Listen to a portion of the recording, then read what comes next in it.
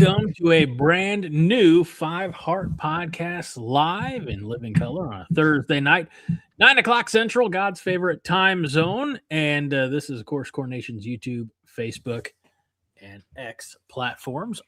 On the Five Heart Podcast, you have myself, Greg Mahochko, Fred Sacco, and she was here a minute ago. No idea what happened to Minnie Hunt. She'll be back.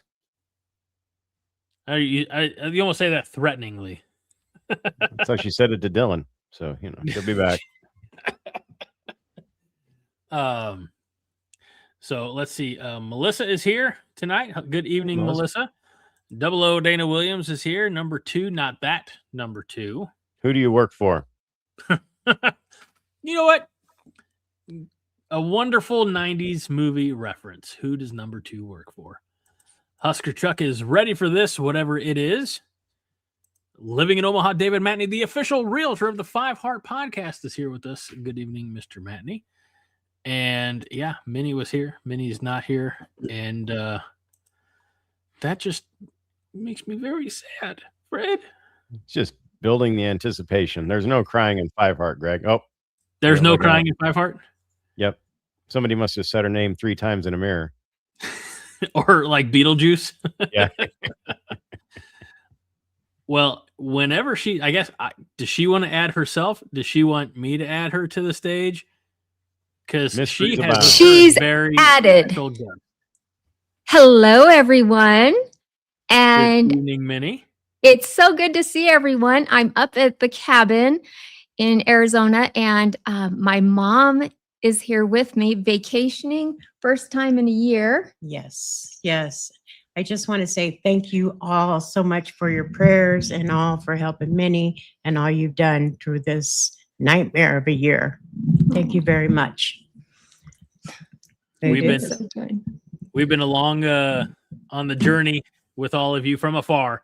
And the updates and everything. I always say that we have a tremendous community here, and Minnie was integral in helping build that community. And it's not just the 3 of us on the show, but it's everybody in the chat. And every week when Minnie was here, when Minnie was not here, there's always, Minnie, how's your mom doing? Where's Minnie? Hope Minnie's mom's doing okay. So it's truly a blessing that you're here with us and stealing the spotlight is fantastic. It's wonderful to be here. Believe it or not, it is. So thank you. Yes. It's our year, right, Mom? Yes. It's got to be good. Can we get a Go Big Red? Go Big Red. Yes. I was going to ask, how many wins can we expect from Nebraska this year? Oh, we have 12 games. At least 10. Okay. No. We'll go to 5. No. We'll shoot for 10. 10. Go for 5. 10 is good. 10 is good. That's the truth. Yeah. All right. Wow. Thank you. Enjoy. Thanks. I love Thank you. you. I love you. It's great seeing you. That was awesome. Okay. And there's Fred, who can also say hi. Hello. No, that was great. I loved how Greg was so excited, and then he had it taken away just as quickly. It was almost, like leading into our first topic on the show. Yeah, that was great. The 10 wins to 5, and yeah, it was quite a journey Greg went on for those 10 seconds. My computer just kind of flipped over, so I apologize. Mr. Matney says that is awesome. Dan Williams says thanks for that, Minnie. So you guys have been so great. I said, Mom, you want to she's never done anything like this. She said, yes, I want to thank everyone. I thought that was sweet. Awesome. So, thank you for that. That was very inspiring. Cool. So yeah, as you can see, she's doing much better. So able to vacation is a big deal. We're up in You're going to say able to leap tall buildings in a single bound? Yes. Well, she probably could at this point. She's done everything else. But we're up in the mountains enjoying the weather. It's cool up here. It's 108 in Phoenix. Ooh. And we've already had like 2 monsoons since I've been here. So it's beautiful. What cool. I didn't ask this question, but was part of mom's treatment, was there any radiation involved? She never had to have radiation. So she had, there's like hundreds of different types of chemotherapy, and I won't bore you guys, or, I don't want to bring down anybody, because anyone who's had to go through cancer has struggled, and they've all had their own journey, and it's always difficult. But there's hundreds of different types of chemotherapy, and she was on 4 from the beginning to kind of attack her cancer very, very quickly and aggressively, because it was in 40% of her body. And so once we were able to get the cancer down, we were able to get it down to 0.03%, which is huge. And then once we were able to do that, 0.03%. Tiny. yeah, it's hardly even existent. But it would come back. That's the thing about this type of cancer. So that's why we had to have the stem cell transplant. And so they took all these baby cells out of her body, the ones that are not cancerous, right? And they put them in a freezer, and then they give her another dose of killer chemotherapy, and it kills every cell in your body. And so that's why she lost her hair. And it takes 100 days for your body, then once it receives the stem cells back, for it to grow and mature and become healthy cells. So the goal is to hopefully get it completely out of her body for good. Well, the reason I asked about the radiation is, I think it's good, right, that she didn't have radiation treatment. I don't know, like, what's better. I leave that to the doctors. But Fred knows that most superpowers are caused by radiation. So, like, if she was going to leap over a tall building, it'd probably because of the radiation treatment. So it was a long way to get to a bad joke. And I'm sorry. I didn't know the joke. You got to clue me in on this stuff. That would require pre-planning and pre-thought on my part. And that's not something I do. And it turned out there wasn't one anyway. So what are you going to do? You guys are so funny. Thanks, Fred. Hey, well, we got a good Go Big Red out of her. So that's pretty awesome. I think we're going to do pretty good. We did have an encouraging 10-win prediction that was quickly dashed to 5. What is she thinking? I don't know. She's probably been reading too many headlines. I'm watching this show. Hey, one of the things we're going to do, how we're going to start this show, by the way, welcome everybody. And yes, like Mr. Matney said, glad she is doing better. We're going to go back in time a handful of years, not because we necessarily want to relive, but because there is a Nebraska team from the 2020s that statistically should have finished much better than they are. In fact, it was Elite College Football on Instagram that says that the 2021 Nebraska football team was the best 3-9 team in college football history. And we know, I'm going to put up the schedule so and how that season went out. It, Chuck. There we are. So there is the schedule. You can see losing that opening game against Illinois at Illinois. And if I recall, Fred helped me out, Minnie as well. I think this is the one where Cam Taylor-Britt fielded the opening kickoff or something, or a punt, and then ran back. I don't know. It was it would end up being a safety. So it was an ugly start to the season. But that was the one. So how Elite College Football broke it down, losing every game by 9 points or less, playing 6 ranked teams that year. So you can see all top 20 teams from number 3 Oklahoma to number 20 Michigan State, number 9 Michigan, number 5 Ohio State, number 15 Wisconsin, and number 16 Iowa. So all those losses to ranked teams were by 9 or less. The average Nebraska loss was by only 6.2 points, and Nebraska won the post-game probability in 9 of their 12 games. So we statistically should have won 9 games. However, as we know, that didn't happen. We had a positive scoring margin. This might have been the last time this happened, of 63 points in those games. And yes, it was largely on the backs of a 52-7 win against Fordham in week 2 and the 28-3 win against Buffalo. Also beating the snot out of Northwestern 56-7. Felt good as well. But, it's just, I don't know. I was on the fence as far as, do we want to go back to the Scott Frost era? I think it's, with the benefit of hindsight, perhaps, and I've been doing all the talking, so I'm just going to pose this to the two of you. Can we acknowledge that football is a game of inches, like we hear in any given Sunday? It's a game where it's this oblong-shaped ball that you never know exactly which way is going to bounce, and sometimes, whether it's 2021 or whether it was in, I want to say Mike Riley's second year, maybe first year, something like that, where a lot of things just don't go your way, right? I mean, can we say that maybe Scott Frost missed too many meetings, but also sometimes maybe you just get a bad breaks? That's part of it. Looking at it, I realized I was at the last win of that season. I was at that Northwestern game, my friends and I. So you're welcome. But yeah, that it is bad luck, but sometimes also you make your own luck, and I think that's the preparation that went into play and everything that they did or didn't do. I mean, I was still on the train, I was still on, the bandwagon, whatever, because I thought, well, we came so close that many times and it was infuriating.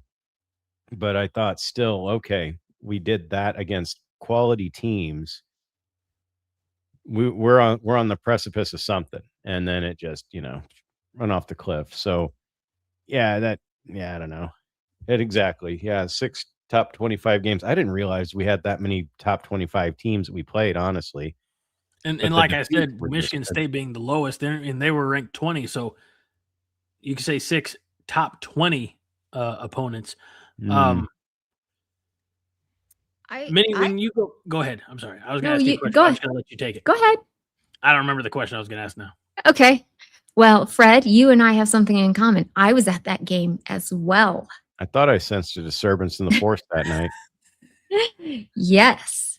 And that game was fantastic. And I thought that that's how football should be played. And I kind of felt like this is how the whole season was going to go.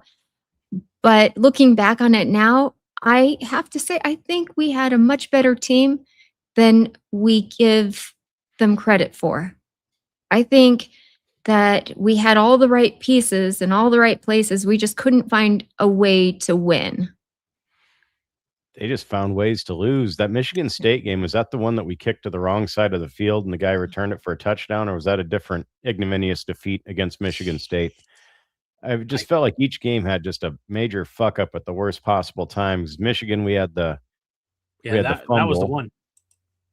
Yeah, so it's like, I don't know. It just, that was in the period of, like, not so much 2020 because that was COVID year and everything was batshit, but 2021, 2022, where it was, all right, how many one-score games can we possibly lose?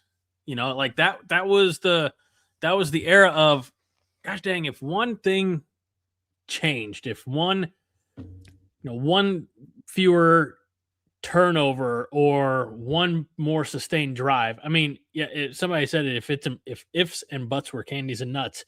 But you got, I don't want to dwell on it. I mean, I don't think we're dwelling. We're talking about, I don't think we're dwelling, but you always got to wonder, what if, what if just a couple things went different?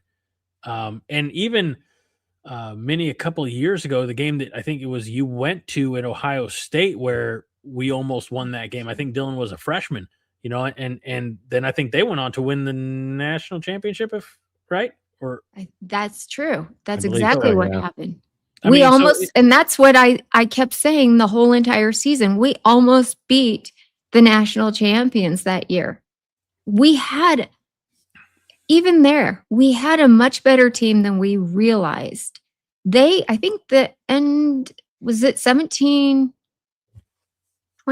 or is that what the end score was? For that Ohio State game, it was something like that. Yeah. It Yeah. It was real close. 21-17. Yeah. 21-17. I mean, that's insane to me. And, you know, we look back on that as being not a really good year, but we had a good team. And that's when Marcus Satterfield was our offensive coordinator. And that was, you know, you look at, I just Googled it real quick to get that score, but ESPN's article about it says, Will Howard tossed 3 touchdown passes, but number 4, Ohio State needed an interception by cornerback Jordan Hancock with 1:16 left to seal its 21-17 win. So even in the final minutes, that game was still, you know, under, you know, it was still up in the air. So, yeah, it's with that season, it's curious. I never did the research just because I tried to block all of that out after it happened. And, you know, by God, with all the alcohol, I tried, damn it. I you tried. almost succeeded. But it's like, I honestly, I think at some point during that season, somebody researched it, and I don't believe there was ever a team that was like that. I'm sure maybe there was, but I don't recall, you know. So thinking about that, I mean, that's quite the feat to have such a razor thin, you know, loss after loss every time. And I don't know. It's a statistical anomaly. And then we outscored because we had 2 games against Pats. Well, 3 games. That Northwestern team was shit. And they probably went and purge massed each other after the game. But it's like, I just don't know about, that was the weirdest season ever. And then to me, that was a thing that got in a lot of our psyche at the point where it's always going to happen now. We're always going to find a way to lose, you know. And I think to some extent, Rules nipped some of that in the bud after his first season. But yeah, we got a long ways to go before we can at least I can get something like that out of my mind, because I'm waiting for the other shoe to fall, especially after that 3-9 season. Jeez, mighty. Mr. Matney says 3-9 is unacceptable. Pitchforks. Husker Chuck says that team ripped our hearts out 9 times. And everybody else in our, at least my generation, hears 9 times, and they immediately think of Ferris Bueller. And then here's an interesting one. I haven't thought about this because I haven't done a year-by-year comparison, but Dondre says if the Big Ten would have given Scott Frost the same easy games they gave Matt Rule, he would still be at Nebraska. Like, I don't know, like what easy games. I mean, we've been to Penn State. We've been in the Horseshoe. We've been in the Big House. I think he's talking about last season, right? Probably more last season, I would say. Because last season we had favorable schedule. Yeah, we had one of the easiest in the Big Ten. I want to say we had like 3rd from the bottom. So 3rd from the bottom. You know what I mean? What's funny about that? I don't know. Don't, Fred, don't go there.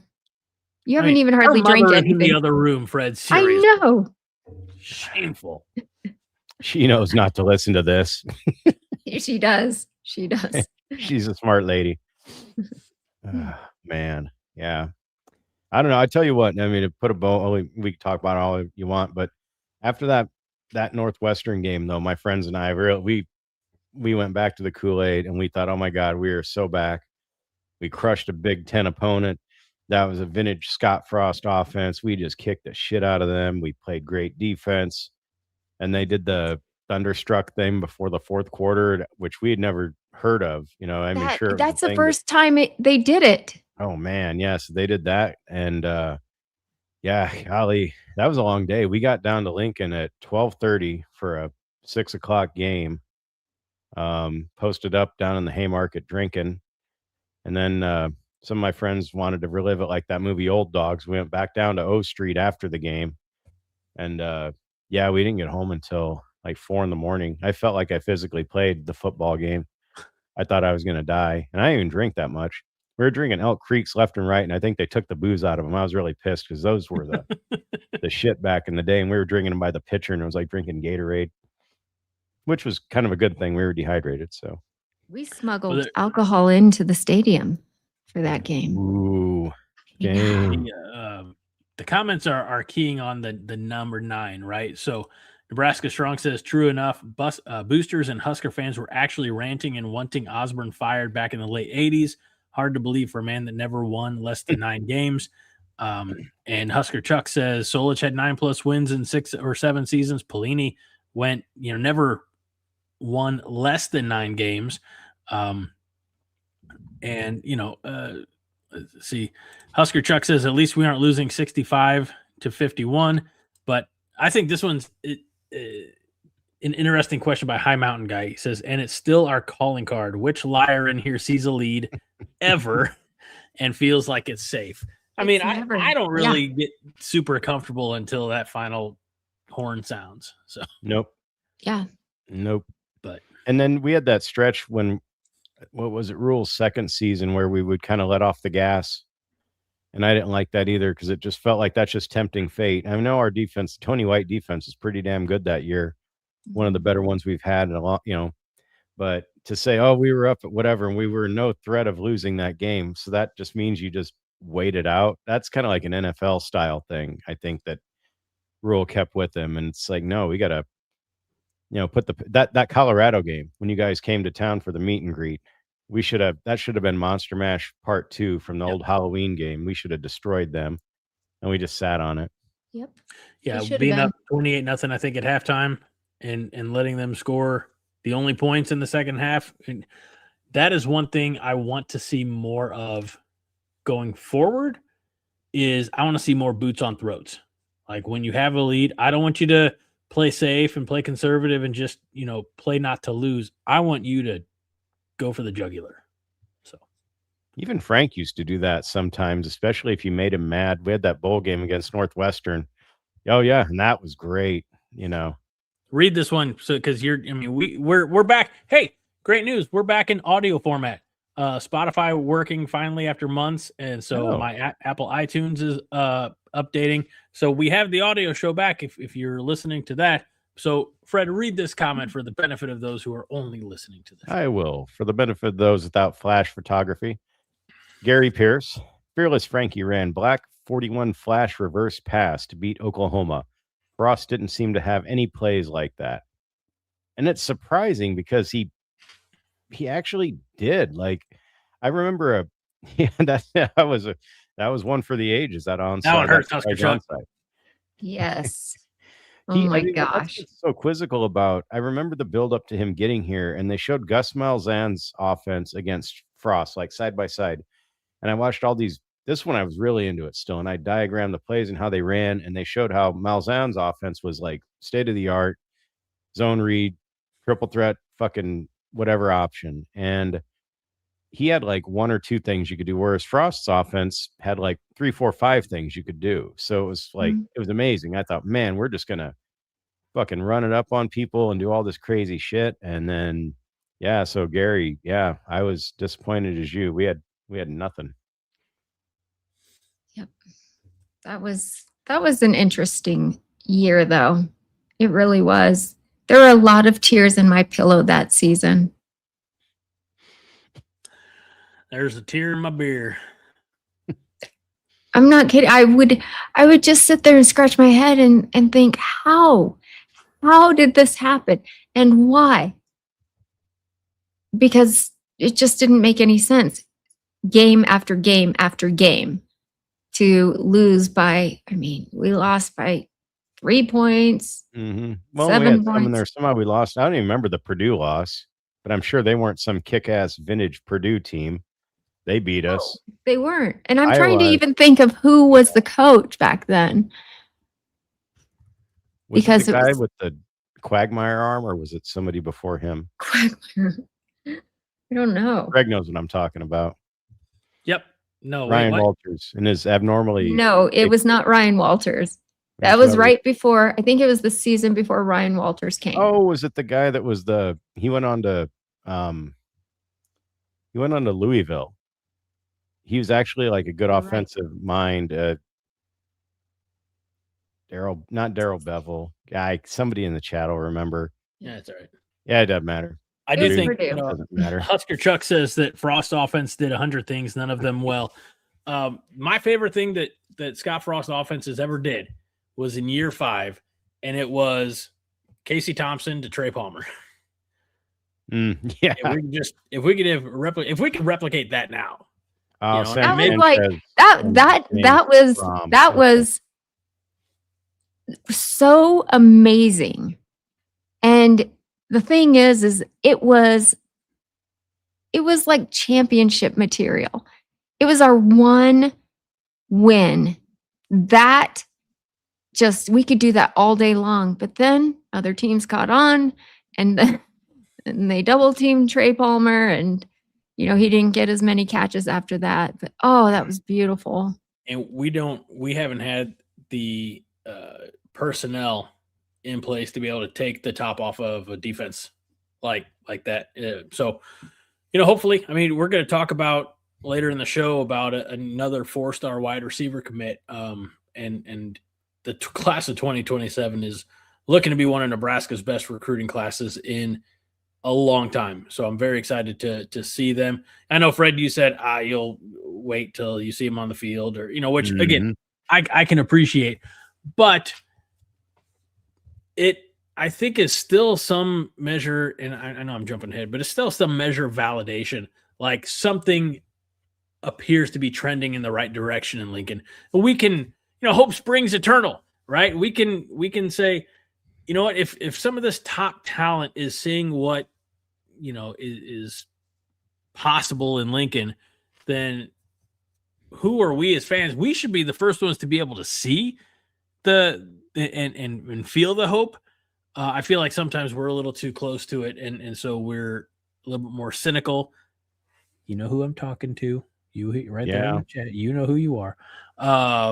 But I do feel like if top talent from around the country is able to see it, we need to maybe take a step back and maybe take off our scarlet colored glasses and just look more honestly and say, you know what, gosh dang it, we don't know what 2026 season is going to look like. We can be optimistic, but I do think this is Greg Mahochko talking here. I think that the future is bright, and I need more of you to get on the bandwagon, jump on the train. Who's coming with me? The future looks bright for Nebraska because why? Because of a 2027 class is looking good? Give me solid reasons, Greg. The solid reasons will be if this season is good with it sounds like it's an insulting term, but it's not. But I know I'm trying to be nice. No, not you. We made some changes. I thought Minnie was the queen of optimism, and now she's I need solid evidence. But hey, you do. guys remember, like a few weeks ago or whatever, I rattled off like 5 things in a row that Minnie could not believe that were positive. As I was coming off of a negative rant. It's documented somewhere on film, but it's true. It's not Band-Aids, but it just feels like it's the old way of a team like K-State would throw a bunch of JUCOs in every now and again, and they'd spike up and they'd be really good. So I feel like our transfer portal additions, some coaching changes, hopefully are a quick fix, and then it coalesces, and then we bring these 2027 guys in. We built a bedrock of the guys that are here right now. They stay on, move up. Calandria could potentially get another year or something, allegedly, if he wants to stay. So all those things factor into where these somewhat Band-Aids, but not really Band-Aids, can build us towards something better going. And the next season is not as tough as this one, schedule-wise. By the way, hi Mountain Guy, I think this is a lovely comment, and I mean that sincerely. One reason, the only reason, an unmatched fan base, delusional, good and bad, love for football and this team. And look at this. Even Matney is showing signs, showing glimmers of hope. His heart grew 3 sizes larger. better.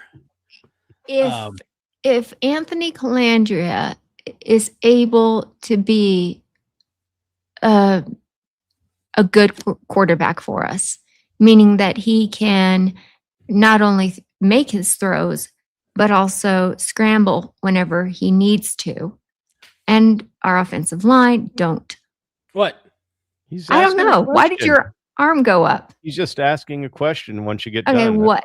No, you can What? finish it. He interrupts me all the time. No, I'm the moderator. What the fuck? I'm putting my arm up as a way to say when it's time you can call on me. Okay.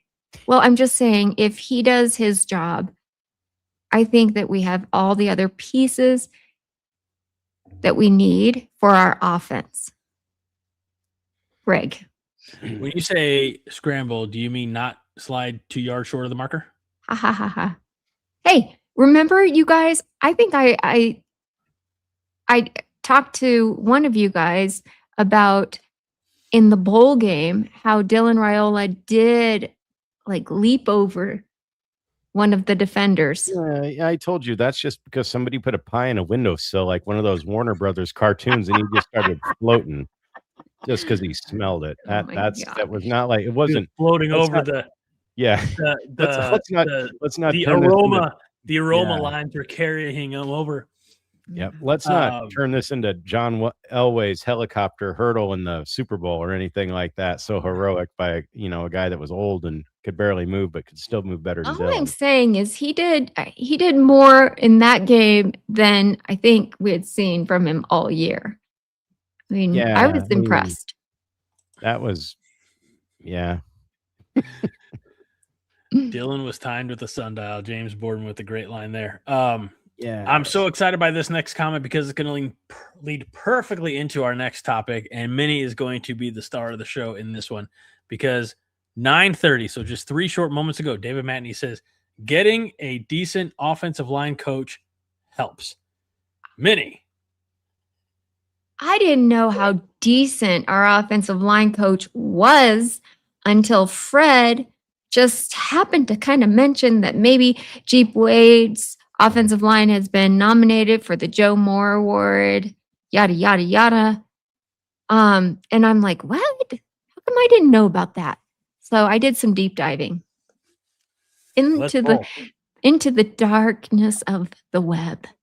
I tell you, you don't want to be on the dark web. Isn't on the dark web. I mean, Nebraska is on the dark web. I'm not here. You didn't see me.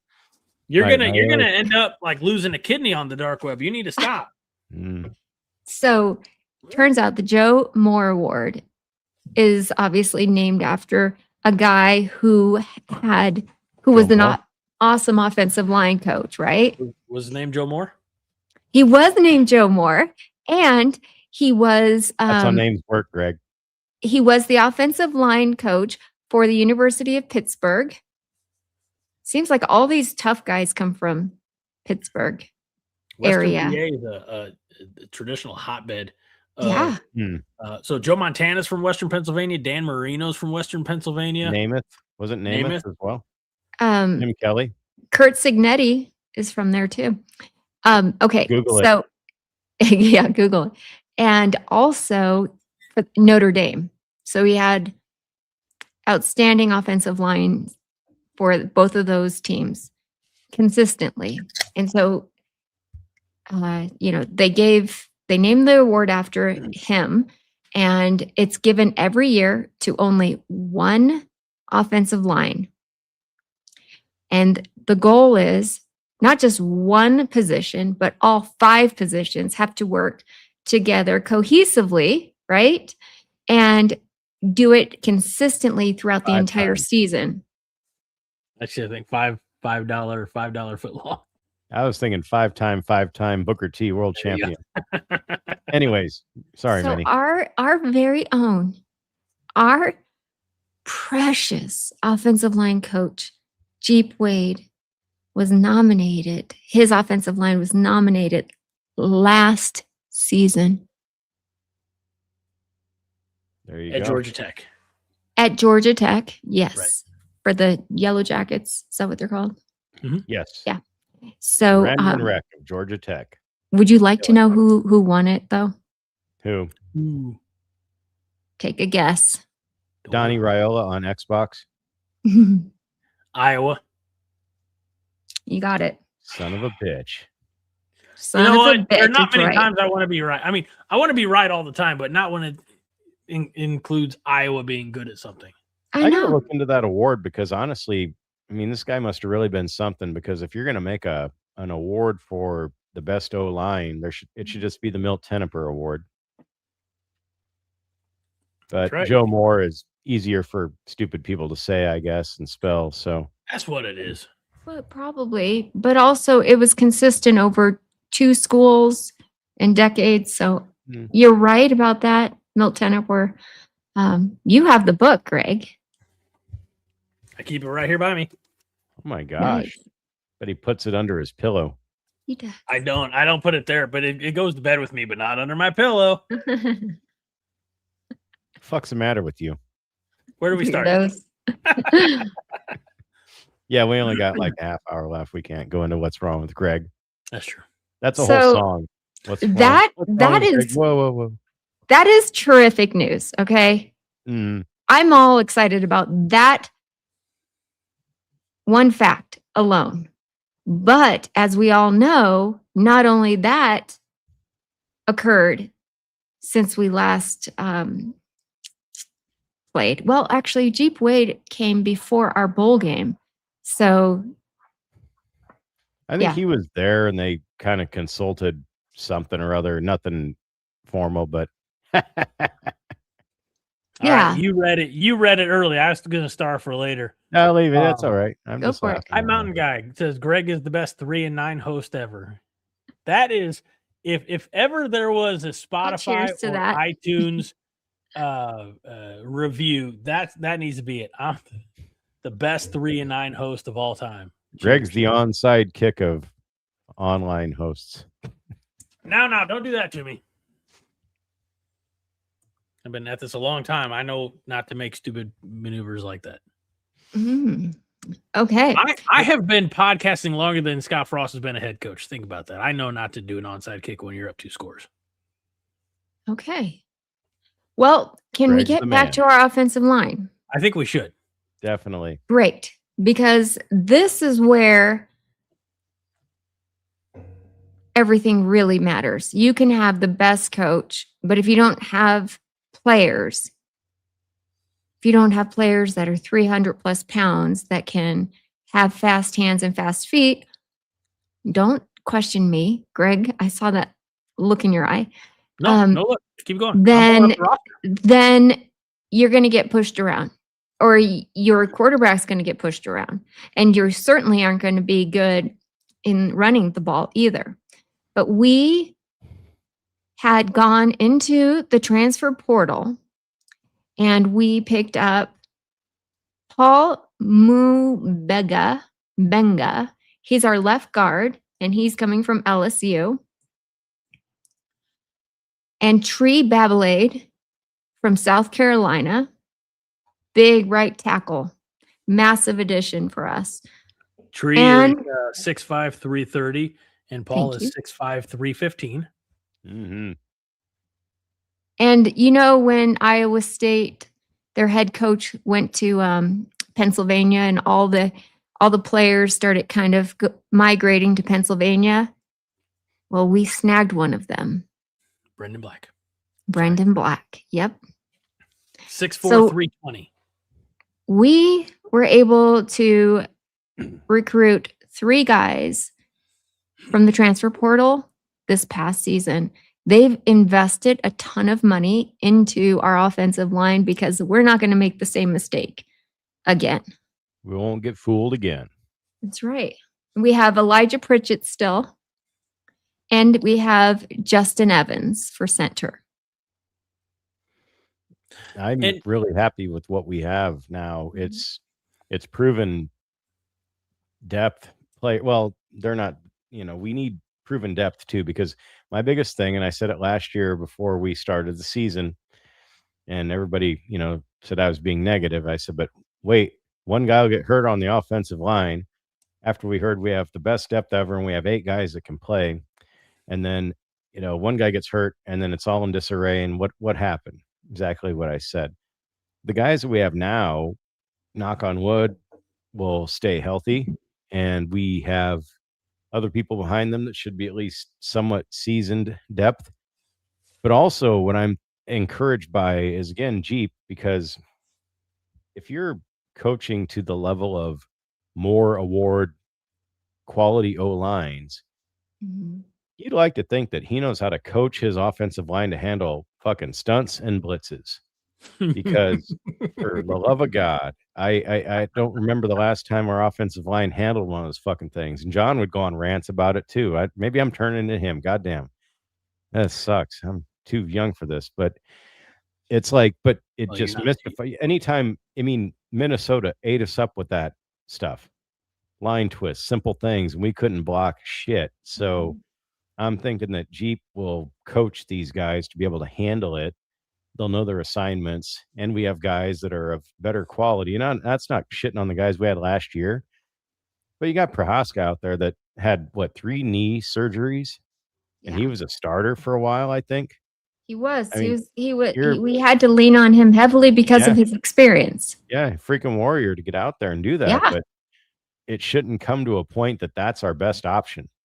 That should be a guy that at that point in the game, he's serviceable backup behind somebody else who's healthy, who's good. But we had no depth to the point that we had to put people out there that were a walk and mash unit. And the O-line coach sucks because he's watering the fucking bamboo. So it's like, what are we doing? Whereas this guy, Geep, looks like an O-line coach. He sounds like an O-line coach. He's had proven results. And we pulled in some good O-line portal guys. And we pulled in 3 or 4 guys out of the state of Georgia. In general, recruits that's not by accident, No, I agree. We did all on defense. Our biggest concern, and we'll talk about this, I'm sure, another episode, but defense, until we dive into that and really know what we're working with, I'm just afraid to say I'm scared, but we'll see what we have on defense. But our offensive line, so far, what we have and what we're working with looks amazing on paper. The size, the experience, the quality of player, the quality of coaching, and it just looks like a totally different offense. And don't forget, Dana Holgerson is also a great offensive coordinator. So it'll be interesting to see what he can do with a good offensive line, a good enough quarterback, some good wide receivers, and hopefully some good running backs. I do hope, while we're talking about the offensive side of the ball yet, I hope that Holgerson's best years are not behind him. That he's, I always say, able to call, create a game plan, call his style, and he needs to take the restrictor plates off. I feel like since he got to Nebraska, and again, largely because of the personnel that he had to work with, it was trying to fit a quarterback. An anchor at quarterback. Right. It was trying to fit a square peg in a round hole. Like they weren't meshing. So hopefully now he has, with certainly what we've seen from Calandria, what we believe that we have in, oh my gosh, TJ Lateef. I was gonna break my heart if I forgot that kid's name. What's heading to Lincoln next year, and Trey Taylor. Hopefully now he's found, or he has his type of quarterbacks so that he can run his type of offense, because I don't think his offenses are built for a statue of a quarterback that traditional, three-step drop back and hold the ball for 45 minutes and then get tackled and break your leg. Well, he's trying to get his order in off his headset to Krispy Kreme, and it was like cutting out. So he'd slow down a little bit. But with the one thing I remember, they said something, or Holgerson said something about how he changed and he was closer to a pro style offense at some point last year. I don't remember what it was. I think that was them just talking. I think now we'll see a little bit more of what he can actually do. I mean, he had quarterbacks that weren't super mobile when he was at OC at Okie State. I think, Whedon was the guy. He could move a little, but they still did, somewhat air raid type stuff, but sometimes the, read draw stuff. And I think it'll open up a lot more. And also, you say restrictor plate, Greg, that's true. Or the whole thing where rules like, well, we're in no danger of losing the game. Let's just be safe. I think hopefully we get out of that mode and he just lets Holgerson just do what he does. Trickeration, some triple option. I mean, we got mobile quarterbacks. We got multiple running backs that we could go into some kind of a triangle or diamond formation, something, just give people something to think about. And bevy of wide receivers, so in theory, this should be a lot. And a quarterback who's mobile and is not afraid to run, and he's a bit of a gunslinger and he's a bit of, their turnover concerns, but he halved his turnovers from one season to the next. That's going the to you, thing. So that's huge. It's huge. That's the thing about Anthony Calandria. And when you want to look at him and his college career, he looked like a string bean when he was at Virginia Tech. He looked like he still needed to go through puberty. And so it looked to me getting a bit uncomfortable, Greg. I don't know about you. It looked to me like he kind of hit his stride once he went to Las Vegas. UNLV. What happens in Vegas He stays in did. Vegas. He did. It's like he bulked up, he he may have even grew a couple of inches, but definitely putting on weight and muscle helped tremendously, I think, with him. And so I can't wait to see what he actually does this season. I think that's part of the reason why everything is so hush-hush is Nebraska. I think Matt Rule just wants to kind of just prove it now. I think he's so tired of talking and things not coming to fruition by whatever reason, for whatever reason. I mean, last year, I believe that the turning point in the season was when Dylan Raiola broke his leg. So I think that from that point on, we just basically lost our season. If he doesn't, make any promises, if he doesn't say, he has said we have a good team. But that's it. That's all he said. I think that it will benefit everyone, including the fans. He said we had the best team since he's been here, and he should. After 4 years, 3 years going in, whatever, he shouldn't say, oh, I don't know, it's kind of dicey. So he had to say that, and it's good that he said it, and they need to believe it, and just got to put it out there. Just do it. God's sakes. Fred, did you put this comment up here? My goodness. I didn't. High Mountain Guy says, we have a coach that said on multiple occasions Jeff Sims was a day one NFL guy. Please disregard him entirely on the quarterback subject. I don't remember him saying that. He might. He's not a great eye for talent for some spots, I think. Then other times he is. Like there was the talk about the linebacker he got at Temple back in the day, and he was a walk-on. He recruited him, and the guy that was a writer for the Temple paper went down there hungover, and it was this whole lovely story. And he's like, oh, I always followed the team. And he's like, hey, look at that guy. He's going to be something someday, man. And the guy ended up going to the Eagles as a linebacker. I don't know his name. But so they cite that as him being an eye for talent. But then there's some losses. There has to be. Oh, we've had some. No. I'm saying whenever you say, this kid has talent. Mm-hmm. Well, the one hiccup that Jeff Sims had was the football was made of lava. He had butterfingers. Okay. Or I was say greased up. Yeah. So did Dylan. But other than that, I mean, that kid could run. He really could. And I don't know. Oh, So I he saw did the have- highlight reel. He I looked threw it into awesome. my Google. Sorry, my eyes really bother me. I said, did Matt Rule ever say Jeff Sims was a day one NFL quarterback? AI overview says no. Nebraska head coach Matt Rule never stated that Jeff Sims was a day one NFL quarterback. While Rule did praise Sims' physical abilities and mentioned that the transfer possessed NFL talent and potential, he never projected him as an immediate or day one NFL draft prospect. So Thinking about the timeline, Sims was Georgia Tech, right? yes, What? I wonder if he played behind Jeep's lines. probably hadn't been that Yeah. long. And he still wasn't great. So Doggone I don't know. Oh But again, my I'm thinking honestly, with regard to Sims, I think it's like a lot of things that rules had happen. He had A, B, and C and D tier listed people, and he couldn't close on A, B, and C. So sometimes he got D.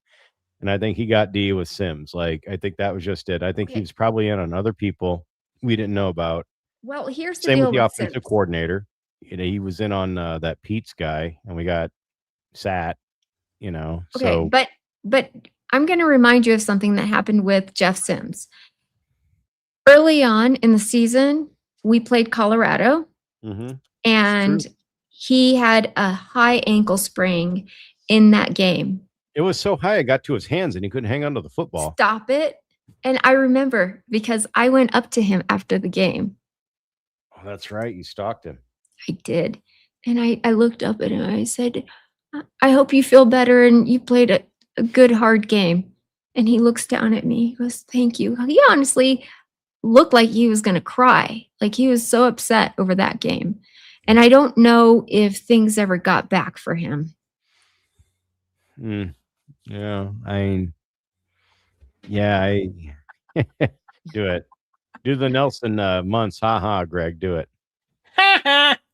That's pretty good. Dang. Not the best. That's Simpsons mini. I know you don't have that in the log No. cabin, but that's Nope. okay. Okay. I mean, maybe he had the injury. I don't want to shit on the guy, but I felt like he tried to give the game away at Colorado. Like he was on the take. I mean, I've never seen somebody just drop the ball uncontested. It wasn't the 78 Steelers that was blitzing his ass. It was that shitty Colorado team. They had too much momentum. That's the game where they had like the rock flown in and on the sidelines. They had all these like Rock or Dwayne Johnson. that I like guy. that. Oh. Yeah. Yeah. But they had this whole entire like Hollywood scene, and every seat was packed. I think That was our first home game under the yes, yes, it Yeah. was. It was. They had a lot of momentum. They give them that. they hit us with hard with everything that they had, and at the time, I remember Deion Sanders had some good players and some really good coaches. He had more toes at the time too. He That's did. always a He did factor. have that. never gets old.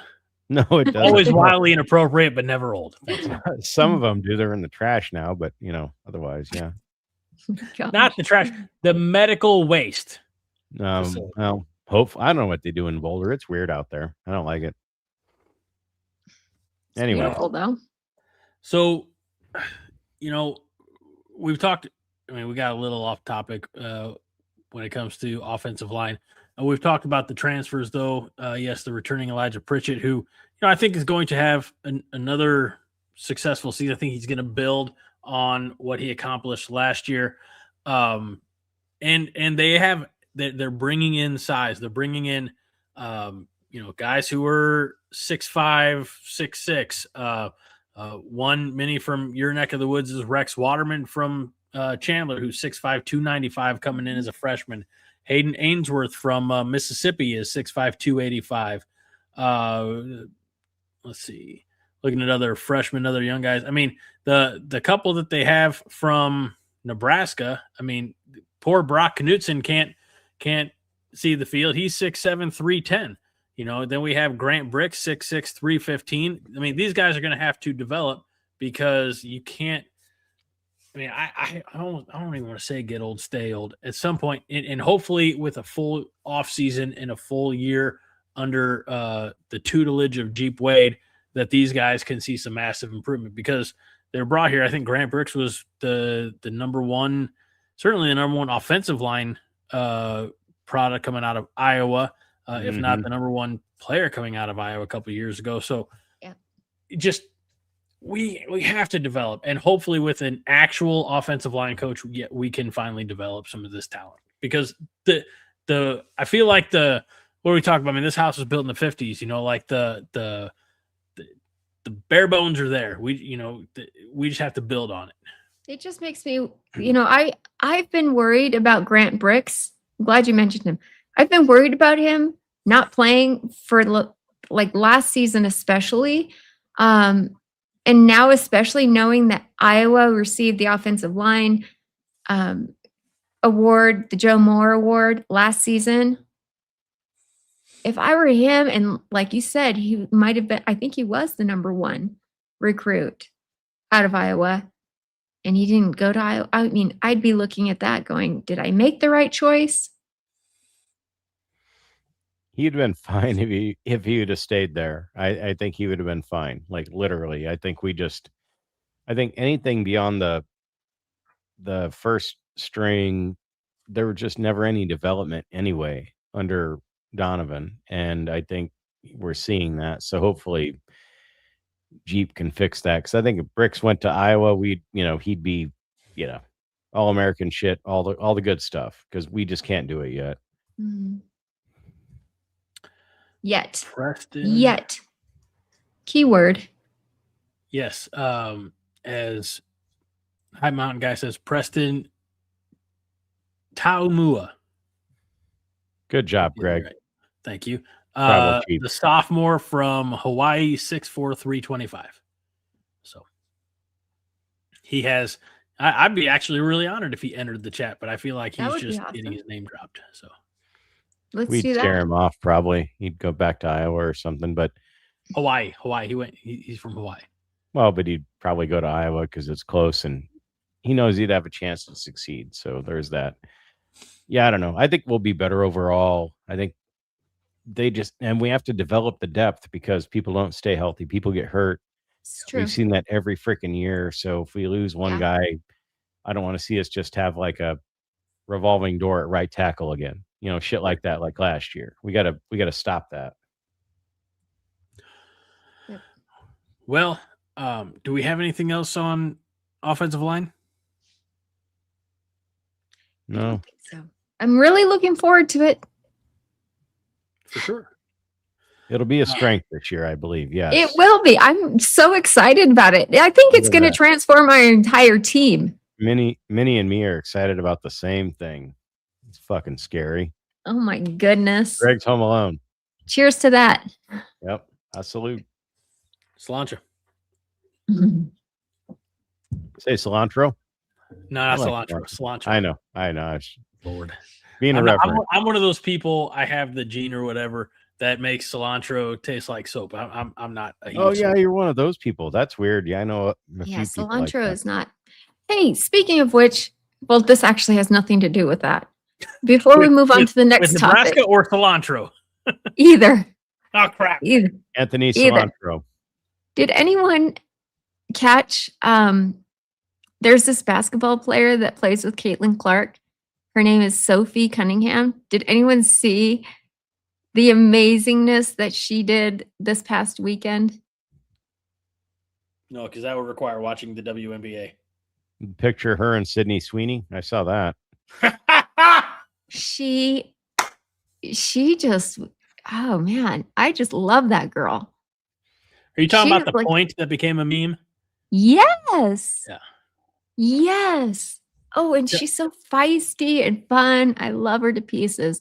They're Minnie, playing in Phoenix. Can you replicate that look for us?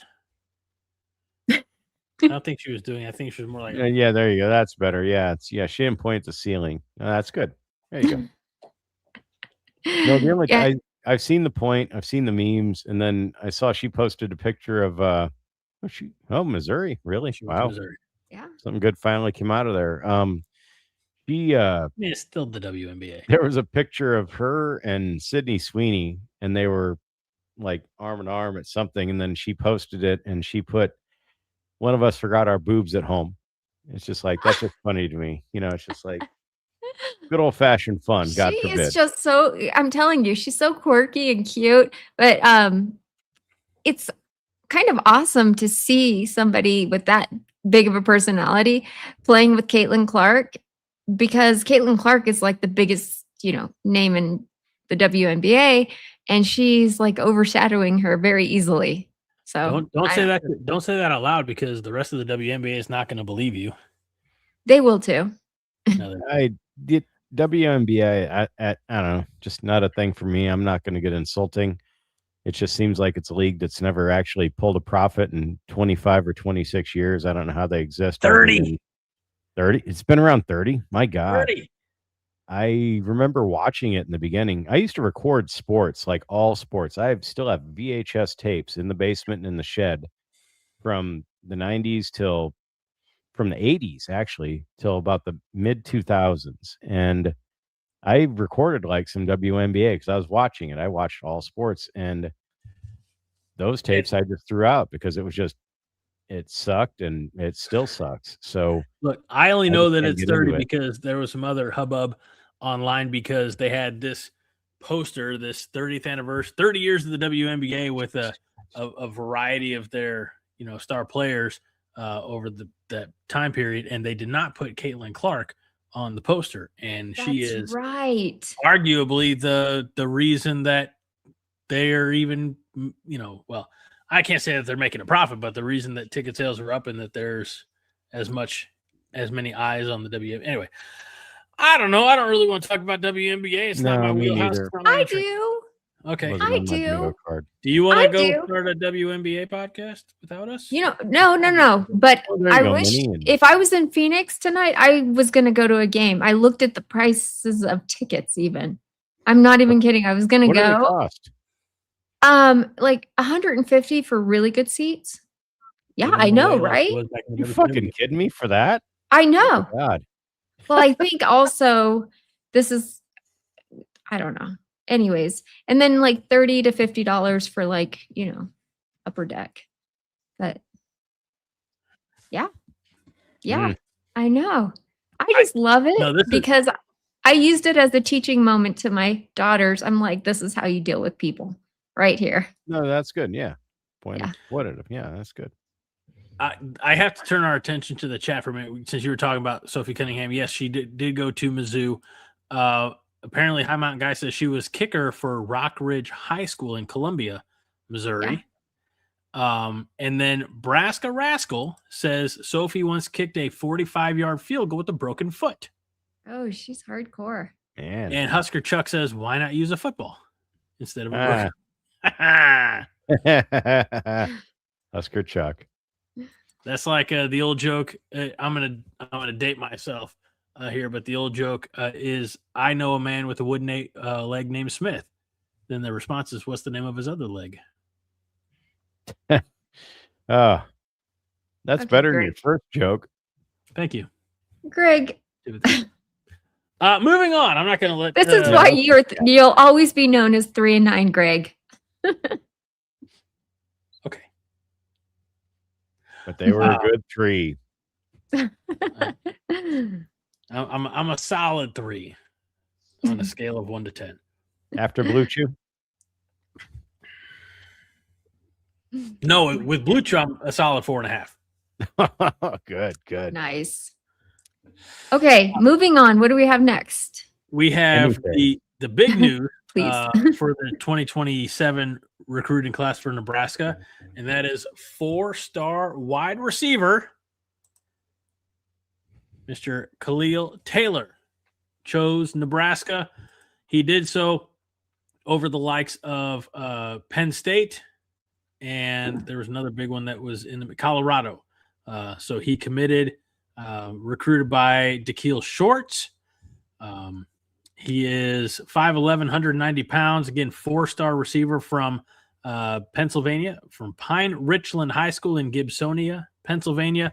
A lot of excitement about this one. I already saw a graphic. I don't have it, but I think Trey Taylor fan on X got the graphic to Trey Taylor, if you want to go find that. and it's Trey with some of the three new wide receiver commits that are going to be heading to Nebraska. So he's clearly excited about this. And I found this article on victorybellrings.com, and it is that Nebraska had a 5-star trump card that Penn State simply couldn't match for Khalil Taylor. And that's because when Penn State missed on their top-ranked quarterback target, and this was a comment earlier in the chat, is that commits are leaving Penn State by, like they're jumping off the raft in any direction, in their speculation that all's not well in Happy Valley. But when Penn State missed on its top-ranked quarterback in the 2027 class, that it opened up the door certainly for Nebraska, and that's because of Trey Taylor, who is our 5-star quarterback commit. So, is he the one that threw the Penn State hat on the floor or knocked it aside or something? I think he did the whole. Yes, he did. Yeah. Yes, he did. I don't like that stuff, but I'm glad. Yeah. Fuck Penn State. That's cool. Yeah. Well, Okay. I hate to be a sourpuss, but it's like what Fred said, and you said it the best, Fred. I'll believe it when I see it. The thing about getting a recruit like this, especially in 2027, okay, it's nice to have a big recruiting class, but Nebraska has to do their part to live up to this deal, because if they aren't any good this season, we're not going to see any of these recruits.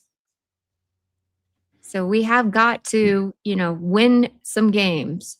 Even if we're good, you just don't know what guys are going to do, or a little bit more money next season, or a little more playing time, or something after that. And Yeah. I mean, that's 2027 still. So it's like, yeah, we got a lot of time to go before these dudes actually land and stay and commit and don't get picked up by somebody else. Yeah. And there It could looks be great. some, We got a great recruit. I mean, the numbers are great. So that's Yeah. awesome, but keep them. yeah, getting them to commit is one part of it. Getting them to sign on National Signing Day is the other. Getting them on campus is a third, and seeing them succeed on the field. It's honestly, I'm going to be optimistic. I'm going to be hopeful, and but it's a long process, right? From getting their commitment to seeing their efforts on the field. So. Yeah, it is a long process, but the best way to keep 50. them wanting to come to Nebraska is just freaking win. And what somebody was saying, let's bulldoze some people. Like, let's not let the foot off the gas in games where we're winning. I want to see a game like that. That 56-7 Northwestern game. I see more games like the Akron game last year where we put up, I think, 70 on them. Yeah, and again, and decisive wins against conference foes in general. That's where we make the money. We could roll up 50 a piece on each of the 3 non-cons. They're not that great, but drop 50 on Michigan State. And I know they're Michigan State, but they also have Fitzgerald, and he can make dog shit into diamonds. You don't know what he's going to do. I wouldn't count that as a win automatically. So it's like, we need to smack some of those teams around too. We need to make it to a point where we know that we're always going to beat the Illinois, the Wisconsin, those teams. We need to make it to the point where we can you write that in ink. It's done. Purdue, it's done. Rutgers, it's done. Northwestern, Minnesota. Those games have to be to smack them. You want to get to the point where you are strong enough in what you see, what the team's showing us, and us being confident enough to say, yeah, the only question marks that we may have on the schedule this year would be like a Michigan or an Ohio State. Mm-hmm. Or I don't know. I hesitate to throw Indiana, Oregon, because I don't know if Indiana's going to be able to just reload. I really don't. I don't know what they're going to look like this year. They're keeping a lot of their players. Okay, Yeah, but they lost the number 1 overall draft pick. Yeah, but you know how good Signetti is at evaluating talent. We had that conversation just at the beginning of the off season. That's where we have failed in the past. I forgot that conversation, Minnie. Yeah. He's really good at evaluating talent. And I have no doubt that the quarterback that he just picked, Hoover is his name. Josh Hoover, I think. He sucks. Herbert? Herbert Hoover. Did you say Huber or Hoover? Hoover. That's what they call Herbert Hoover. Do you know who that Wasn't was? that Minnie? Yes. Presidential candidate at some point? Anyways, what I was trying to say is I have no doubt that he's going to be as good as Fernando Mendoza was, because he just kind of handpicked Fernando Mendoza just like that out of Cal. He's like, yep, that'll work. We'll make that guy work. And I liked Signetti said something to the press because they were trying to, I think the TCU coach kind of took a pot Dyke? shot at that quarterback. He said something Sonny about, Dykes. yeah, turnovers, blah, blah, blah. And then he said, well, once he gets up here, he's going to get the quarterback's 2 best friends, a great defense and a great running game, something he didn't have before.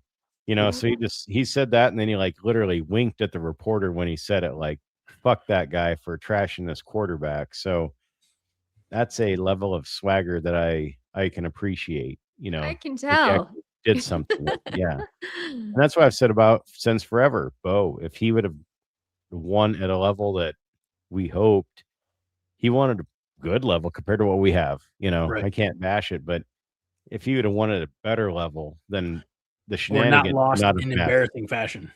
Yeah, and some of those just ridiculous doors blown off Wisconsin games or whatever. So I think I don't know that they reload, but they'll still be good. They have a better bedrock of a foundation, with what he does and his talent eval and the way they coach him than we do. And they've only been there, this is 3rd year, right? 3rd, yeah. It's insane. And Yeah. everybody said after the first year, they can't repeat that another year, another season. And he killed everyone last season. And then, I don't hear anybody talking like that again. Well, I thought in his 2nd year, there would be no surprise. They wouldn't sneak up on people. So they'd be ready. And then they just put the pedal down, just fucking smacked most people. So yeah, I'd like to get to that at some point. Yeah, I don't want to see, I think it's kind of all bringing the conversation full circle. I don't want to see Nebraska nice when we're, boat racing some team. Like, again, just put the boot on their neck and watch the life fade from their eyes. Like, just don't give them any chance to breathe, any chance to recover. Don't change your game plan. Don't go ultra conservative because you're playing scared. No, go out there and play to win. Just So that's what I want. That's what Signetti's doing. It seemed to work for them. That's what I want. Matt Rule, do what Kurt Signetti's doing, I guess. Yep. So our last topic, and Minnie, we're going to put you back in the driver's seat on this one because you have some information, and that's not Nebraska necessarily, but it does, I think. Last week we talked about the Culver's sponsorship in Wisconsin, and we joked about Runza or Valentino's or Berkshire Hathaway, things like that here in Nebraska. But the Big 12 is going just across the board with a sponsorship deal from Monster Energy Drinks. And Minnie, you have some more information on that and how that could potentially, what the Big 10 could do in response or to continue to get more of the market share. So the Big 12, consisting of 16 teams, keep this number in mind. They announced at Big 12 Media Days this week in Frisco, Texas, that they're teaming up with Monster Energy Drinks to put their advertising patch on every single one of their jerseys, no matter the sport. And the price that Monster paid for this was $20 million to 16 schools Hold for on. all of their sports to wear their advertisement on their jerseys. I knew that. I didn't know that. That's a mere pittance. Thinking about it, that's not a lot of money, really, like at all. Jeez, Monster sucks. Yeah. I mean, it's not a lot of money for what Monster gets out of it.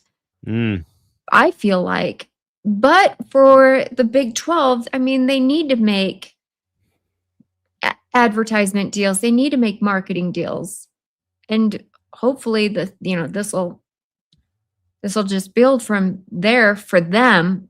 And they're not that. I mean, you think of who's in the Big 12.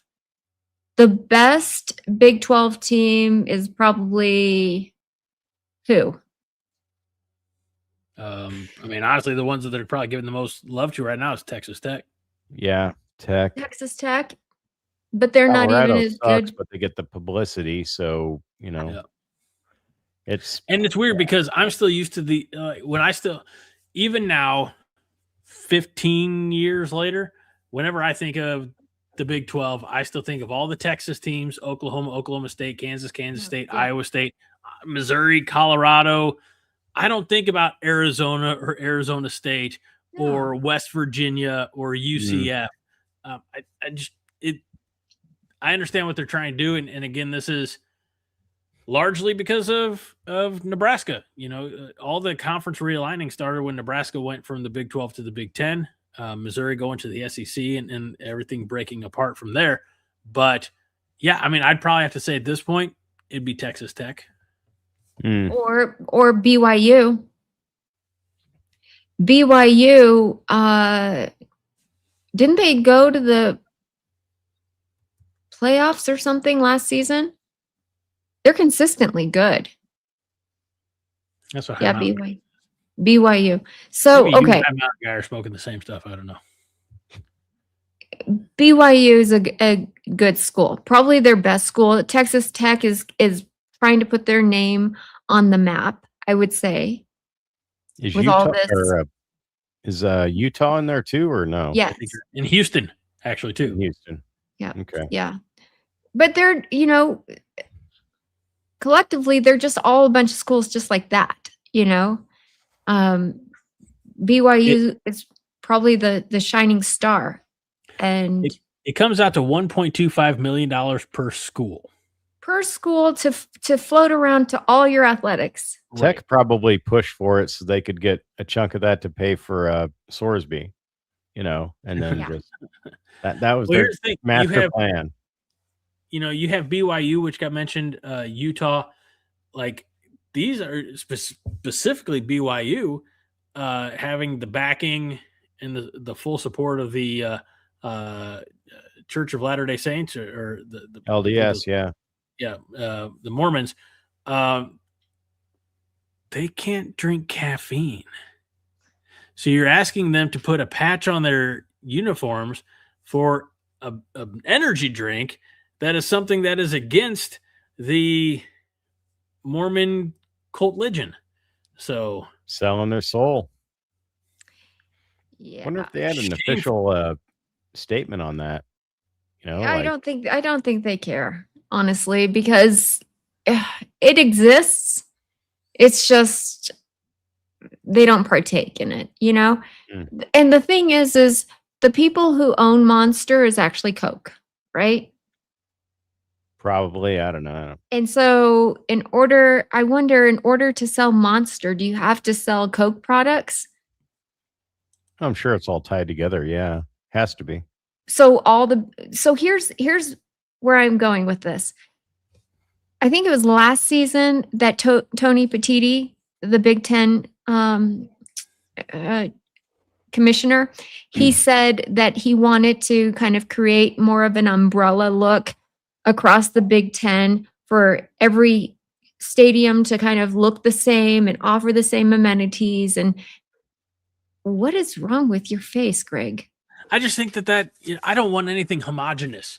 No. No, just to make it simpler across the board. Like, tickets, going through, things like that, and going to the Bathroom. yeah, No troughs. going and getting drinks and things like that. So he wants it to be more like uniform, which I think would be nice as, Big Ten fans. We go to other Big Ten schools, right? And it would be nice to know, yes, we do. When we travel, I've been we to go. Champaign a couple times. Yeah, you're right. Yes. So it would be nice to know, oh yeah, I'm going to get a Coke there instead of a Pepsi or whatever. So that's my point. Like, now is all of the Big 12 selling Coke products? I just think I'm sure they probably were before. Really, honestly, that just seems like. Well, why? Okay. Maybe not. And here's the other question I have then. Minnie's got a lot of questions, Greg. Do you? Coffee. I mean, I don't drink soda very often. Okay. But if I'm going to drink a soda, it is not going to be a Pepsi product. Hater. No, I'm not. Minnie hates Cindy Crawford. Does anyone like Pepsi? I have no preference either way. I don't. Oh, it's horrible. I mean, I grew up on Pepsi. Oh, yeah. See that? There you go, explaining things again. Whoa, now we get it. Whoa, wow. Now I get it. Knives, guys. They're going to pull out knives. Mm-hmm. High Mountain Guy says Pepsi greater than Coke. Well, okay. Minnie all I'm saying is, is this going forward going to be like more of a uniform look? And if so, that should be something that Nebraska or that the Big Ten considers is, are we going to choose a Pepsi or a Coke? No, I still think, and have it be at the same, all the stadium. Because then you're superseding. If you're doing, I think each venue needs to be able to choose theirs, because if you're going to allow the conference to determine what soft drink contracts that you have, let's look at Memorial Stadium. I mean, they're doing all this stuff to make Memorial Stadium, a year-round facility. They just had the Savannah Bananas. I think it needs to be Memorial Stadiums in this case, or Pinnacle Bank Arenas, whomever. I think it needs to be their choice if they want Coke or Pepsi, because I don't think that the Big Ten should be able to dictate what vendor contracts are out there. I do. Okay. Yeah. No, see, I think it would be right. One of us is you. So okay, but no, and I have a reason. No. I think if you're able to do that, it just gives the conference the ability to kind of put that up for sale. You're going to sell the drinks anyways, right? You're going to sell either Coke, Pepsi out of business. Just admit it. No, you're going to sell either Coke or Pepsi. She's wearing Coke Red, Greg. She's wearing Coke Red. She's on the take. Okay, okay, just hear me out. You're going to sell either Coke or Pepsi. Why not make money off of it? And why not have it be uniform for the whole entire conference? I think that gives you more leverage as far as these contracts. Vince Watson says Nike versus Adidas. Do you really want the conference to decide? Only if it's the right decision. Again, I just think why Nike. It's I don't want to get political, but it's like letting the federal government. We don't need that much regulation and oversight. But if it's an opportunity to make money for your school, which it is, it totally is. Okay, but what's the point? In at least if we're following the model of the Big 12, where every school is making $1.25 million.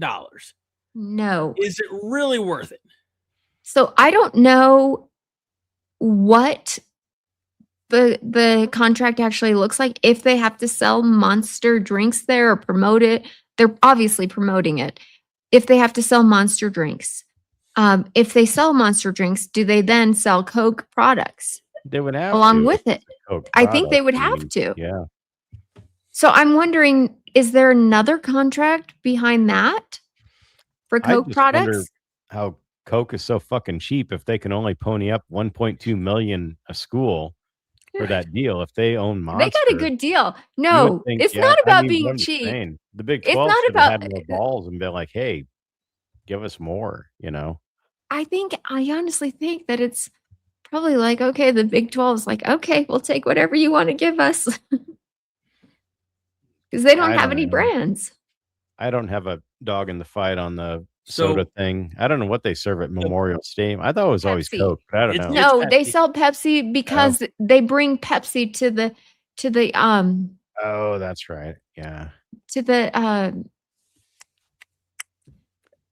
I think I had This- to have a Pepsi once because I wanted water and they were out of bottled water by the time they got to us. I said, fuck it, give me a Pepsi. So The spent my Big 12 $5. conference does not enforce a work. league-wide requirement for individual schools to exclusively sell Coca-Cola or Pepsi products.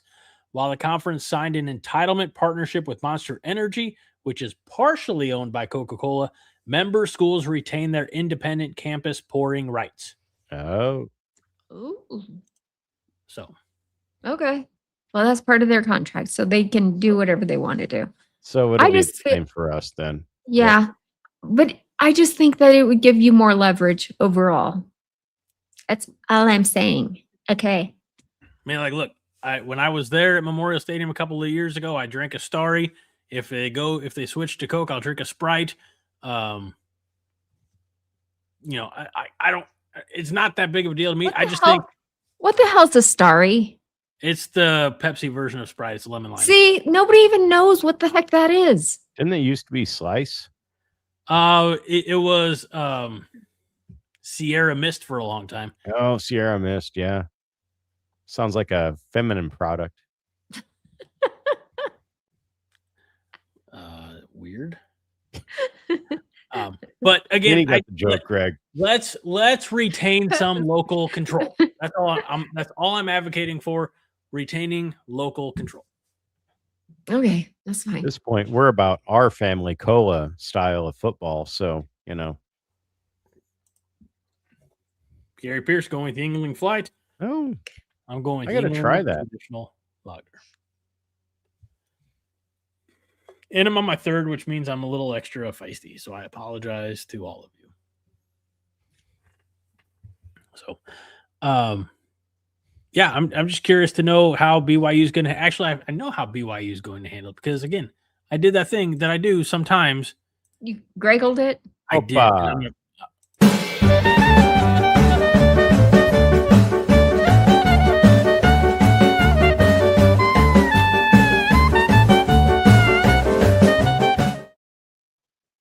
Does that song play in your head every time you Google something? It really should, but it doesn't. Brigham Young University has not issued an official standalone statement regarding the Big 12 Conference's landmark naming rights deal with Monster Energy. I don't know about landmark, but the school is compliant with the agreement. Yeah. And all 16 member schools will feature a co-branded Monster Energy drink, Big 12 logos on their uniforms, football fields, and basketball courts. Despite the internal campus restrictions, BYU is accepting the Big 12's conference-wide partnership, which guarantees the school $1 million annually from uniform and facility sponsorships.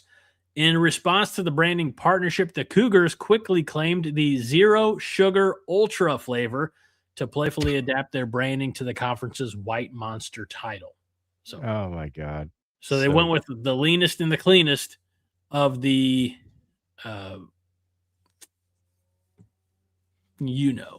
might as well be the energy Catholic drinks. Church. It's like, I don't know. I grew up on, Lent. You can't have meat on Fridays, but then it became, well, we have somebody pepperoni's here really that not might be meant. You Catholic. can have pepperoni pizza, and then, well, sausage really isn't beef, so you could have sausage on, so it's just like, what?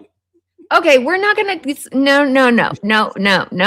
Nope. I'm not gonna let it happen. Catholic We're not versus gonna do that. Catholic, We're not gonna Steve have this versus Greg. conversation. We're not. We're not. Okay. I'm so Yes, glad we got that Mom. out of our system. We're Oh, breathing. it's not out of our system. Now we're just going to build it up till later. Take a deep breath. It's gonna fester under the surface. And I've lent Brett, I'm kicking you pepperoni. out of the group chat. No, I'm kidding. Okay.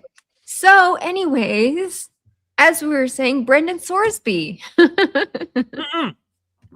Drink, everybody. I don't have any more alcohol. I'd have to leave the room to get more. I can't talk about Sorsby. That's fine too. All right, we do have some starred comments we're going to get you here. Gary Pierce says, I don't blame Callahan. I blame the dopey athletic director and mega donors who thought we should completely change everything and go with dancing bear blockers. Dancing bear blockers. I don't know. I'm not familiar with the Grateful dancing bear. Dead.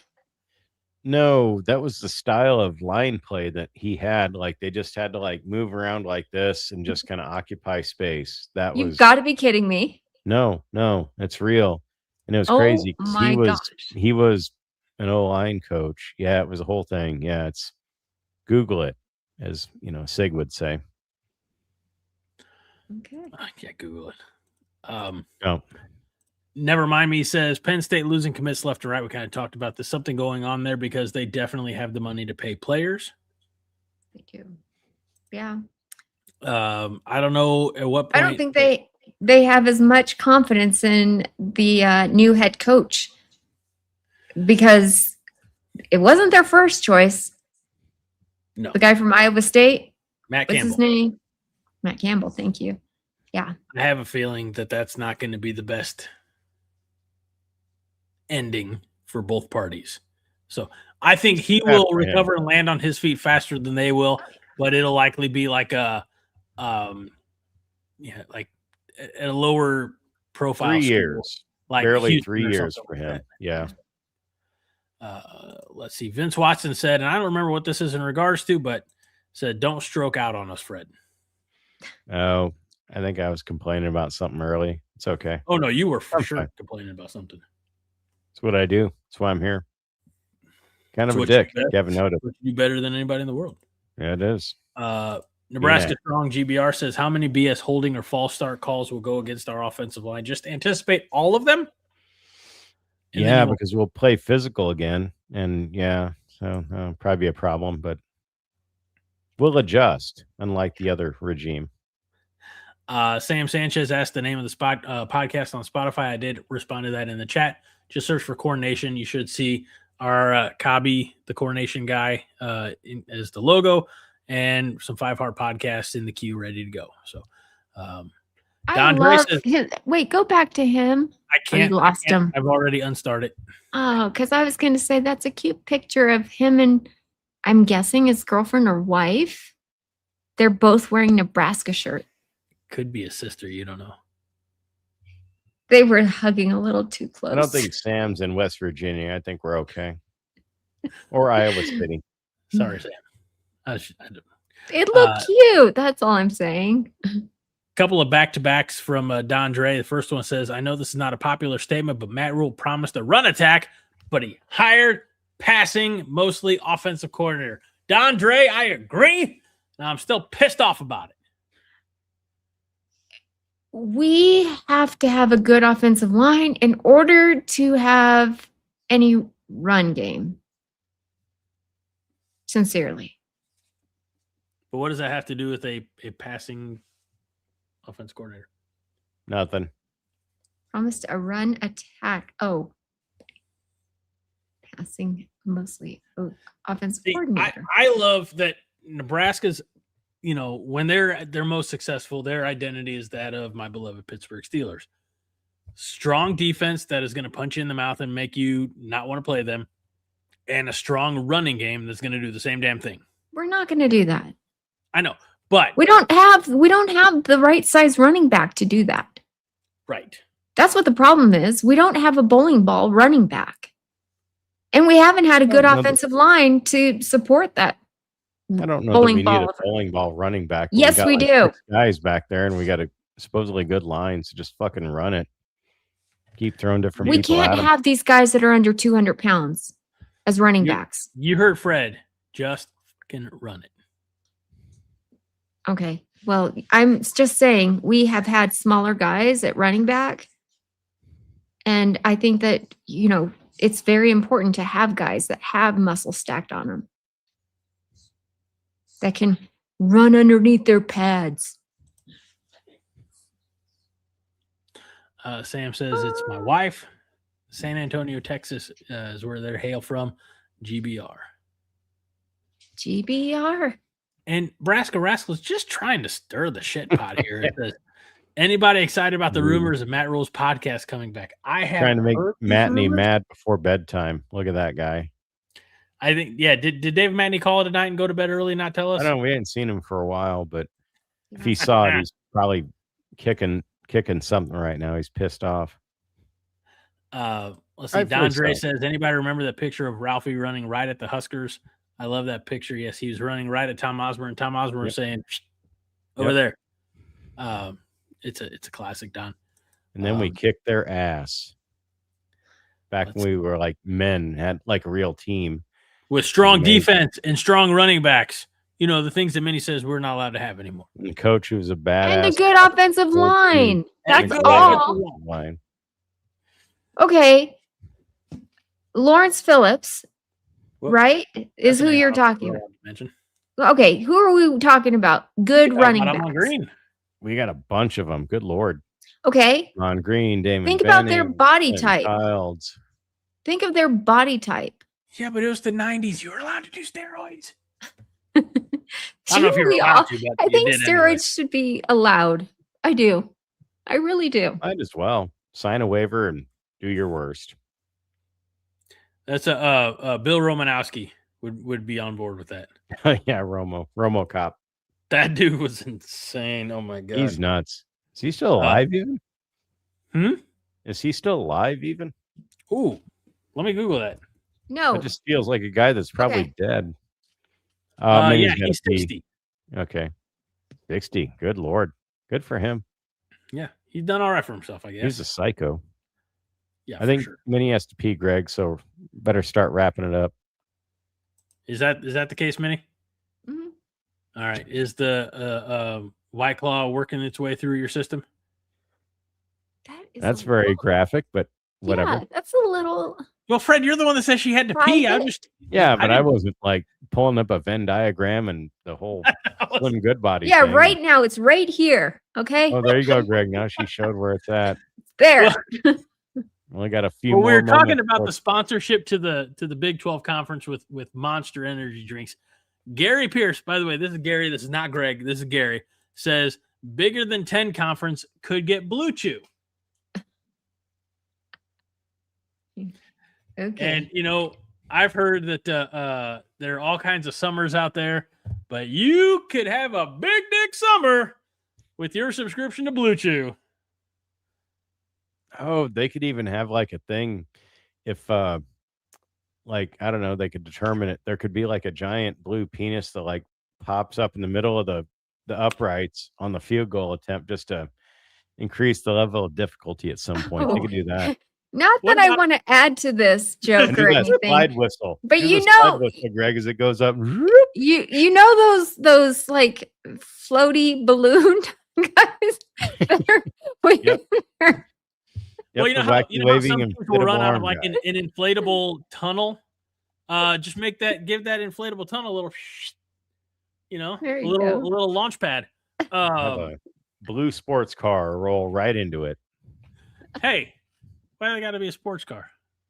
Make the uprights blue. There you go, Husker Chuck. That's the cheapest one. There you go. Good. Thank you, Gary. We appreciate that. And High Mountain Guy with a very, very nice, I think, question. Maybe our last starred comment of the night says, "How do we hug at a distance?" Asking for a friend. Oh, like this, like that. Just go. Mm. Can we do it without the sound effects? Possibly the sound effects. No, kinda threw me off. sound effects are necessary. All right, Fred, you ready? No. Guys, let's do one big group hug. Come on. I'll do the hug, but no. That's all you get. If Fred's not doing it, I'm not doing it. Okay. Ready? Husker Chuck Come on, likes do the it, Greg. sound effects. One, I have mine. 2, I have mine. 3. Ah. Huggies. Huggies. I feel so good, doesn't it? Oh, So, Fred, when, why are you pushing me away? too much. That lasted way too long. So When I'm FaceTiming the boys at bedtime, they'll take the phone and they'll put it up like on their shoulder like that. So that's Aw. how they Sweet. that's how they hug from a distance. So we hope that we answered your question, and we hope that we answered all of your questions. and we hope we didn't give anybody nightmares. So there's that. Actually, I kind of hope that we did. Well, if we didn't, that did. So the laugh, yeah. Melissa That's my said, goal. "OMG, we already hurt Melissa. Michigander, you came in at the wrong time. Yes. My goodness. Yeah, we started the show at 9. Michigander. No, he was here earlier. I think we missed him. We didn't. No. Jeez. Wow. No, I didn't mean it like that. I mean, just I saw it, and he just said he didn't address all of us. He just addressed Minnie, and we don't. Me? What do you say? He said, I actually scrolled all the way up to the top just for you. Just so you know, I don't read the comments during the show for the most part, but I always read them after the show. So thank you. So this was at 9:06. Minnie, how's it going? Been a while since I've been here. Very nice. It's going well. And Thank that's you. why. And welcome. A kinder, gentler 5-heart pie. We don't want that, Gregory. We don't. No. I got to toughen up. I'll be worse next week. I'll be meaner. Oh. All right. Well, according to Husker Chuck, it's time to go, I guess. Minnie's Okay. Minnie, again, if you're just tuning in, we really, really encourage you to go back, watch at least the first few minutes. We hope that you watch all of the show, but make sure that you at least watch the first couple minutes, because we're delighted to be joined by Minnie's mom as they're all vacationing together this week. So, Minnie, thank you for that. That was a tremendous surprise. And again, just know that the community is continuing to support your mom and pray for her and the whole family as she continues to kick cancer's ass, as we like to say. So thank you for bringing her on the show. Thank you guys. You are all so wonderful. You know I love you with all my heart. And with that, for Minnie Hunt and for Fred Sacco, Greg Mahochko, this is the 5-Heart Podcast. It's July. We're getting closer. And we remind you each and every week that 5-Heart is all the heart you need. Minnie? And go big red. It's not going to do it for me. Fail. Oh, well. Fred, will you do that too? I have nerve damage in this hand. You can't mock me. Oh, I'm not But trying to remember, mock you. I folks, just thought it was on purpose, honestly. I'm sorry. 5 uncomfortable hugs is all we need. Go big red. I love it.